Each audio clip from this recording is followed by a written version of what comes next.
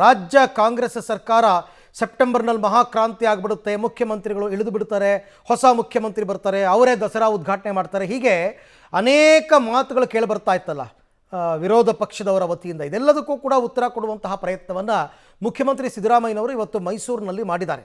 ಜೊತೆಗೆ ನಾನು ಮತ್ತು ಡಿ ಕೆ ಶಿವಕುಮಾರ್ ಇಬ್ಬರೂ ಕೂಡ ಒಗ್ಗಟ್ಟಿನಿಂದ ಇದ್ದೇವೆ, ನಮ್ಮಿಬ್ಬರ ಮುಂದೆ ತಂದು ಹಾಕುವಂಥ ಕೆಲಸ ನಡೆಯಲ್ಲ ಅಂತಕ್ಕಂಥದ್ದನ್ನು ಕೂಡ ಹೇಳಿದ್ದಾರೆ. ಸೆಪ್ಟೆಂಬರ್ನಲ್ಲಿ ಕಾಂಗ್ರೆಸ್ನಲ್ಲಿ ಮಹಾಕ್ರಾಂತಿ ಆಗುತ್ತಾ ರಾಜಣ್ಣ ಹೇಳಿದರು. ಮಧ್ಯಂತರ ಚುನಾವಣೆಯ ಜಪ ಮಾಡಿದ ಬಿಜೆಪಿಗೆ ಸಂದೇಶವನ್ನು ಕೊಟ್ಟಿದ್ದಾರೆ ಸಿದ್ದರಾಮಯ್ಯನವರು, ಮುಖ್ಯಮಂತ್ರಿಗಳು. ಈ ಸರ್ಕಾರ 5 ವರ್ಷ ಇರುತ್ತೆ ಬಂಡೆ ರೀತಿ. ನಾನು ಡಿ ಕೆ ಶಿವಕುಮಾರ್ ಇಬ್ಬರು ಚೆನ್ನಾಗೇ ಇದ್ದೀವಿ. ಡಿ ಕೆ ಶಿವಕುಮಾರ್ ಕೈ ಎತ್ತಿ ಅತಿ ದೊಡ್ಡ ಸಂದೇಶವನ್ನು ರವಾನಿಸಿದ್ದಾರೆ ಮುಖ್ಯಮಂತ್ರಿಗಳು. ಇದು ಸ್ವಪಕ್ಷೀಯರಿಗೂ ಹೌದು, ವಿರೋಧ ಪಕ್ಷದವ್ರಿಗೂ ಹೌದು ಆ ಸಂದೇಶ. ರಾಜಣ್ಣ ಹೇಳಿದ್ರಲ್ಲ ಏನಂತ, ಬದಲಾವಣೆ ಆಗುತ್ತೆ, ದೊಡ್ಡ ಕ್ರಾಂತಿ ಆಗುತ್ತೆ. ಇಕ್ಬಾಲ್ ಹುಸೇನ್ ಹೇಳಿದರು ಇನ್ನು 3 ತಿಂಗಳಲ್ಲಿ ಡಿ ಕೆ ಶಿವಕುಮಾರ್ CM ಆಗ್ತಾರೆ ಅಂತ. ಬಿ ಜೆ ಪಿಯವರಂತೂ ಹೇಳ್ತಾನೆ ಇದ್ದಾರೆ ಬಿಡಿ, ಒಬ್ಬರಾದ್ಮೇಲೆ ಒಬ್ಬರು. ಸೊ ಇದೆಲ್ಲದಕ್ಕೂ ಕೂಡ ಸಿದ್ದರಾಮಯ್ಯನವರು 5 ವರ್ಷ ನಮ್ಮ ಸರ್ಕಾರ ಬಂಡೆ ಹಾಗೆ ಕಲ್ಲಿನಂತಿರುತ್ತೆ, ನಾನು ಡಿ ಕೆ ಶಿವಕುಮಾರ್ ಚೆನ್ನಾಗಿದ್ದೀವಿ ಅಂತೆಲ್ಲ ಒಂದಷ್ಟು ಮೆಸೇಜ್ ಕೊಡುವ ಕೆಲಸವನ್ನು ಮೈಸೂರಿನಲ್ಲಿ ಮಾಡಿದ್ದಾರೆ. ನಾನು ಇವನು ಚೆನ್ನಾಗೇ ಇದ್ದೀವಿ ನೋಡಪ್ಪ, ಈ ಸರ್ಕಾರ 5 ವರ್ಷ ಬಂಡೆ ತರ ಭದ್ರವಾಗಿರುತ್ತದೆ, ನಾವಿಬ್ರು ಚೆನ್ನಾಗಿದ್ದೀವಲ್ವಾ.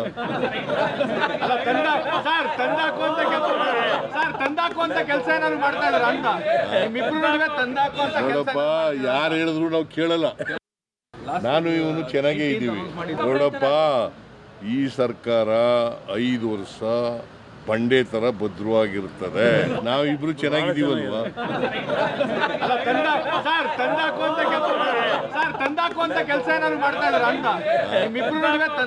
ನೋಡಪ್ಪ, ಯಾರು ಹೇಳಿದ್ರು ನಾವು ಕೇಳಲ್ಲ.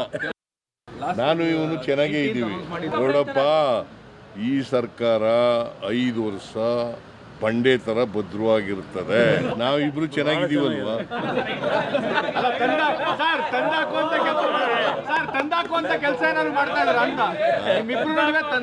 ನೋಡಪ್ಪ, ಯಾರು ಹೇಳಿದ್ರು ನಾವು ಕೇಳಲ್ಲ. ಈಗ ರಾಜ್ಯ ಕಾಂಗ್ರೆಸ್ ಸರ್ಕಾರಕ್ಕೆ ಒಳ್ಳೆ ಬಹುಮತ ಇದೆ. ಎಲ್ರಿಗೂ ಗೊತ್ತು 5 ವರ್ಷ ಸರ್ಕಾರ ಇದ್ದೇ ಇರುತ್ತೆ ಕಾಂಗ್ರೆಸ್ ಸರ್ಕಾರ. ಅದನ್ನು ಕೆಡಬೋದಕ್ಕೆ ಬಿ ಜೆ ಪಿ ಕೈಲಿ ಆಗಲ್ಲ, ನಂಬರ್ಸ್ ಅವ್ರ ಹತ್ರ ಇಲ್ಲ. ಪ್ರಶ್ನೆ ಇರೋದು ಅದಲ್ಲ, ಸರ್ಕಾರ ಇದ್ದೇ ಇರುತ್ತೆ 5 ವರ್ಷ, ಮುಖ್ಯಮಂತ್ರಿಗಳು ಬದಲಾಗ್ತಾರಾ, ಸಿದ್ದರಾಮಯ್ಯನವರು ಅಧಿಕಾರ ಹಸ್ತಾಂತರ ಮಾಡ್ತಾರಾ, ಇದು ಎಲ್ಲ ಕಡೆ ಓಡಾಡ್ತಿರೋ ಮಾತು. ಹಾಗಾದರೆ ಈ ವಿಚಾರಕ್ಕೂ ಕೂಡ ಮುಖ್ಯಮಂತ್ರಿಗಳು ಏನು ಸ್ಪಷ್ಟೀಕರಣ ಕೊಡ್ತಾರೆ? ಡಿ ಕೆ ಶಿವಕುಮಾರ್ ಅವರು ಬರೀ ಮುಗುಳ್ನಗ್ತಾ ಸುಮ್ಮನಾದರೆ ಹೊರತು ಅವ್ರು ಏನೂ ಮಾತನಾಡಲಿಲ್ಲ ಈ ವಿಚಾರಕ್ಕೆ ಸಂಬಂಧಪಟ್ಟಂತೆ. ಬಂಡೆ ರೀತಿಯಲ್ಲಿ ಸರ್ಕಾರ ಇರುತ್ತೆ, ಡಿ ಕೆ ಶಿವಕುಮಾರ್ ಕೈ ಎತ್ತಿ ರಾಜಕೀಯ ವಿರೋಧಿಗಳಿಗೆ ಟಕ್ಕರ್ ಕೊಟ್ರ CM ಅಂತ ಒಂದಾಗೋಣ ಬಾ ಸಂದೇಶವನ್ನು ಕೊಟ್ಟಿದ್ದಾರೆ ಸಿದ್ದರಾಮಯ್ಯ. ನಾವಿಬ್ಬರೂ ಒಂದು, ನಿಮ್ದೆಲ್ಲ ಏನು ಅಂತ. 5 ವರ್ಷ ಕಾಂಗ್ರೆಸ್ ಸರ್ಕಾರ ಬಂಡೆ ತರಹ ಇರುತ್ತೆ. ಎಲ್ಲ ಚರ್ಚೆಗಳಿಗೆ ಸ್ಪಷ್ಟನೆಯನ್ನು ಕೊಟ್ಟರ ಮುಖ್ಯಮಂತ್ರಿಗಳು. ಎಲ್ಲಿಯೂ ಕೂಡ ನಾನೇ 5 ವರ್ಷ ಅನ್ನದೇ ಜಾಣತನ ಮೆರೆದಿದ್ದಾರೆ. ಅವರ ಬಣದವ್ರು ಹೇಳ್ಕೊಂಡಿದ್ದಾರೆ ಅಷ್ಟೇ. ಡಿ ಕೆ ಶಿ ಕೈ ಎತ್ತಿ ರಾಜಕೀಯ ವಿರೋಧಿಗಳಿಗೆ ಟಕ್ಕರ್ ಕೊಟ್ಟಿದ್ದಾರೆ. ಯತೀಂದ್ರ ಸಿದ್ದರಾಮಯ್ಯ ಹೇಳಿದರು 5 ವರ್ಷ ನಮ್ಮ ತಂದೆನೇ ಇರ್ತಾರೆ ಅಂತ. ಅದಾದಮೇಲೆ ಬಸವರಾಜ ರಾಯರೆಡ್ಡಿ ಅವರು ಹೇಳಿದರು, ಮಹದೇವಪ್ಪನವ್ರು ಹೇಳಿದರು. ಬಟ್ ಅದಕ್ಕೆಲ್ಲ ಸಿದ್ದರಾಮಯ್ಯನವರು ಉತ್ತರ ಕೊಟ್ಟಿಲ್ಲ. ಅವ್ರು ಹೇಳಿದ್ದೇನಂತಂದರೆ 5 ವರ್ಷ ಕಾಂಗ್ರೆಸ್ ಸರ್ಕಾರ ಇರುತ್ತೆ. ಎಲ್ಲಿಯೂ ನಾನೇ 5 ವರ್ಷ CM ಅಂತ ಹೇಳಿದೇನೆ ಜಾಣ ನಡೆಯನ್ನು ಇಟ್ಟಿದ್ದಾರೆ ಮುಖ್ಯಮಂತ್ರಿ ಸಿದ್ದರಾಮಯ್ಯನವರು. ನಾನು ಇವನು ಚೆನ್ನಾಗೇ ಇದ್ದೀವಿ ನೋಡಪ್ಪ, ಈ ಸರ್ಕಾರ 5 ವರ್ಷ ಬಂಡೆ ತರ ಭದ್ರವಾಗಿರುತ್ತದೆ, ನಾವಿಬ್ರು ಚೆನ್ನಾಗಿದ್ದೀವಲ್ವಾ.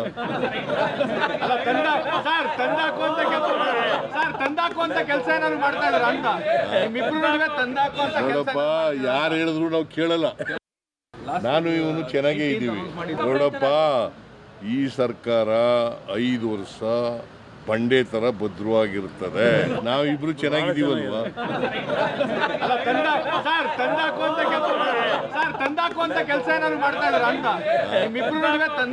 ನೋಡಪ್ಪ, ಯಾರು ಹೇಳಿದ್ರು ನಾವು ಕೇಳಲ್ಲ.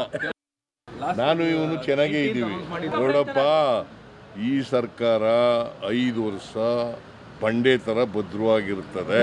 ನಾವಿಬ್ರು ಚೆನ್ನಾಗಿದ್ದೀವಲ್ವಾ?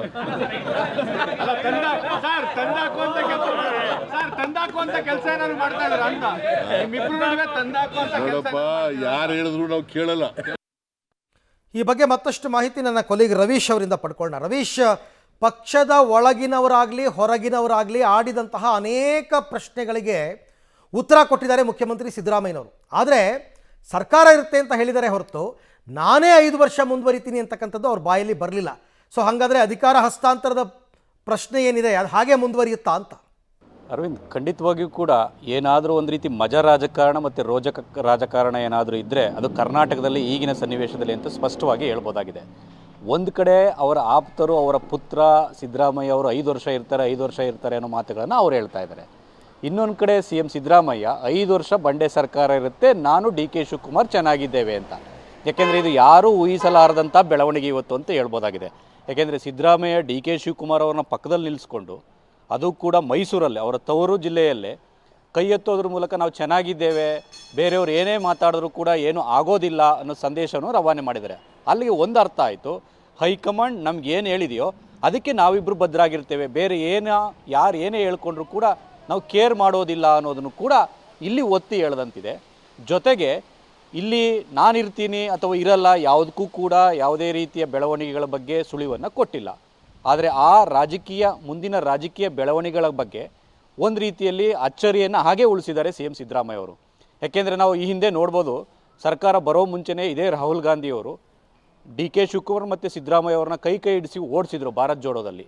ತದನಂತರ ಸಿದ್ದರಾಮೋತ್ಸವದಲ್ಲಿ ಕೈ ಹಿಡಿಸಿ ಇಬ್ಬರನ್ನು ಹಗ್ ಮಾಡಿಸೋದ್ರ ಮೂಲಕ ಅಲ್ಲೂ ಕೂಡ ಜೋಡೆತ್ತು ಅನ್ನೋ ಸಂದೇಶವನ್ನು ರವಾನೆ ಮಾಡಿದರು.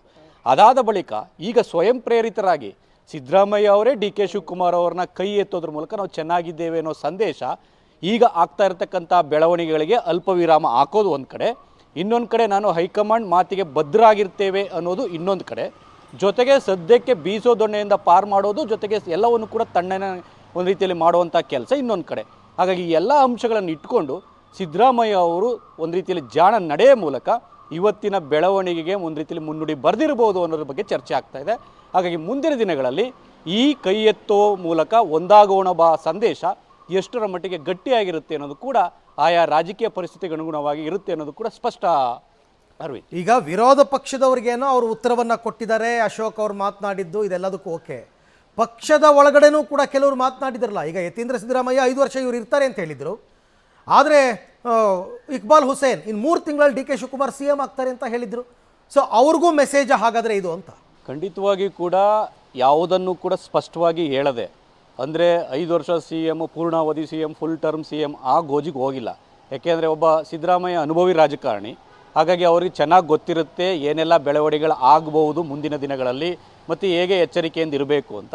ಆ ಕಾರಣಗಳಿಗೋಸ್ಕರವಾಗಿ ಸದ್ಯಕ್ಕೆ ಎಲ್ಲವನ್ನು ಕೂಡ ಶಮನ ಮಾಡುವ ಕೆಲಸದಲ್ಲಿ ಪಕ್ಷದ ಒಳಗಡೆ ಇರ್ತಕ್ಕಂಥವ್ರಿಗೆ ಮತ್ತು ವಿರೋಧಿಗಳಿಗೆ, ಒಳಗಡೆ ವಿರೋಧಿಗಳಿಗೆ ಮತ್ತು ಹೊರಗಡೆ ವಿರೋಧಿಗೆ ಎಲ್ರಿಗೂ ಕೂಡ ಒಟ್ಟಾಗಿ ಈ ಸಂದೇಶವನ್ನು ಕೊಟ್ಟಂತಿದೆ.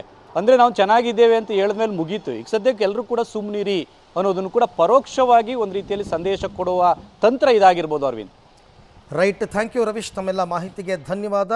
ಸೊ ಮುಖ್ಯಮಂತ್ರಿಗಳ ಮಾರ್ಮಿಕ ಮಾತು ಪಕ್ಷದ ಒಳಗೆ ಮತ್ತು ಹೊರಗೆ ಇನ್ನು ಮುಂದಕ್ಕೆ ವಿಪರೀತವಾಗಿ ಚರ್ಚೆ ಆಗೋದಂತೂ ಸ್ಪಷ್ಟ. ನಾವಿಬ್ರು ಚೆನ್ನಾಗಿದ್ದೀವಿ, ನಾನು ಇವನು ಚೆನ್ನಾಗೇ ಇದ್ದೀವಿ. ನೋಡಪ್ಪ, ಈ ಸರ್ಕಾರ 5 ವರ್ಷ ಬಂಡೆ ತರ ಭದ್ರವಾಗಿರ್ತದೆ. ನಾವಿಬ್ರು ಚೆನ್ನಾಗಿದ್ದೀವಲ್ವಾ?